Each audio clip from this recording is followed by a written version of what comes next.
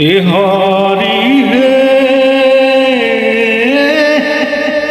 চেন্নাই আদিয়ালৈ যাওঁ প্ৰবাসী অসমীয়াই ভাওনা পাতিছে নয়ন ভৰি চাওঁ প্ৰবাসী অসমীয়াই ভাওনা পাতিছে নয়ন ভৰি চাওঁ। নমস্কাৰ, মই সুনীল।